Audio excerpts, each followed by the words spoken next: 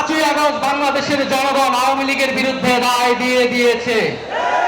বাংলাদেশে আর আওয়ামী লীগের রাজনীতি, এই ফ্যাসিস্ট রাজনীতির আর কোনো জায়গা হবে না, হবে না, হবে না।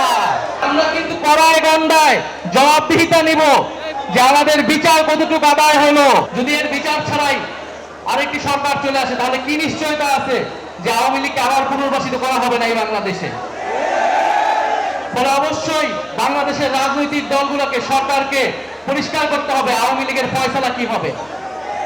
আমরা মনে করি 5ই আগস্ট বাংলাদেশের জনগণ আওয়ামী লীগের বিরুদ্ধে রায় দিয়ে দিয়েছে। বাংলাদেশে আর আওয়ামী লীগের রাজনীতি, এই ফ্যাসিস্ট রাজনীতির আর কোনো জায়গা হবে না, হবে না, হবে না।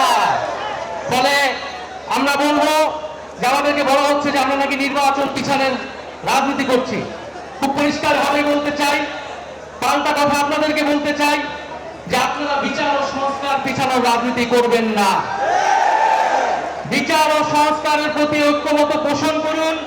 নির্বাচন আমরা আপনাদেরকে করে দিতে সহায়তা করব। ফলে সরকারকে বলবো দ্রুত বিচার ও সংস্কারের রোডম্যাপ ঘোষণা করতে হবে। কতদিনের মধ্যে কোন প্রক্রিয়ায় আমরা দৃশ্যমান বিচার কার্যক্রম দেখতে পারবো এবং দৃশ্যমান সংস্কার আমরা বাস্তবায়ন করতে পারবো, সেটা সুস্পষ্ট রোডম্যাপ অবিলম্বে ঘোষণা করতে হবে। এবং আমি বলবো যে এই বাংলাদেশে আমাদের প্রধান উপদেষ্টা ডক্টর মোহাম্মদ ইউনূস, তাকে আমরা আমন্ত্রণ জানিয়ে, আহ্বান জানিয়ে সরকারের প্রধান উপদেষ্টা করেছিলাম।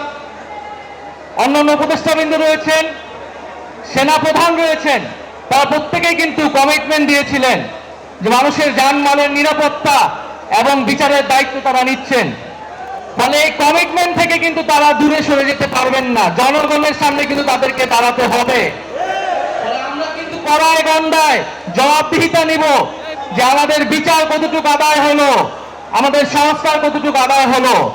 রাজনৈতিক দলগুলা যদি নির্বাচনের জন্য এতই তাড়াহুড়া করে, ভোট পেতে গেলে কিন্তু সেই জবাবদিহিতা তাদেরকে দিতে হবে। ফলে আমি বলবো যে বাংলাদেশে যে ঐক্যমত প্রতিষ্ঠিত হয়েছে, আমরা সেই ঐক্যমত ধরে রাখতে চাই। আমরা কেউই নির্বাচনের বিরুদ্ধে না, বরং নির্বাচনে অংশগ্রহণ করবো বলে আমরা নিজেরাও একটা রাজনৈতিক দল গঠন করেছি। কিন্তু আমরা বলছি যে বিচার, সংস্কার এবং নির্বাচনের ক্ষেত্রে আমরা বলেছি গণপরিষদ নির্বাচন। কারণ এই জুলাই গণঅভ্যুত্থানের মধ্য দিয়ে এই সংবিধান অকার্যকর হয়েছে, ব্যর্থ প্রমাণিত হয়েছে। জুলাই গণঅভ্যুত্থানকে একটি সাংবিধানিক স্বীকৃতি দিয়ে একটি নতুন একটি সংবিধান এই জাতিকে আমরা উপহার দিয়ে যাব ইনশাআল্লাহ। ফলে আজকে আমি আর কথা বাড়াচ্ছি না, আমি রাজপথে এসেছি আপনাদের কথা শোনার জন্য, আপনাদের দাবিগুলো আদায় করার জন্য। আমাদের দেখা হবে, কথা হবে, আর আমরা সবাই জায়গা থেকে আইন শৃঙ্খলা বাহিনীকে সহায়তা করব। আমরা কেউ নিজেরা আইন হাতে তুলে নিব না। কোনো ধরনের মব তৈরির যে রাজনীতি, যে অপচেষ্টা চালানো হচ্ছে, বাংলাদেশকে, আমাদের ধর্ম ইসলামকে নেতিবাচকভাবে উপস্থাপনের চেষ্টা, ষড়যন্ত্র অনেক গ্রুপ করছে, আমরা সেগুলো প্রতিহত করব এবং আমরা সম্মিলিতভাবে আমাদের যে দাবি বিচার, সংস্কার এবং গণপরিষদ নির্বাচনের মাধ্যমে সংবিধান, সেটি আদায়ে খুব দ্রুতই আবার রাজপথে নামবো।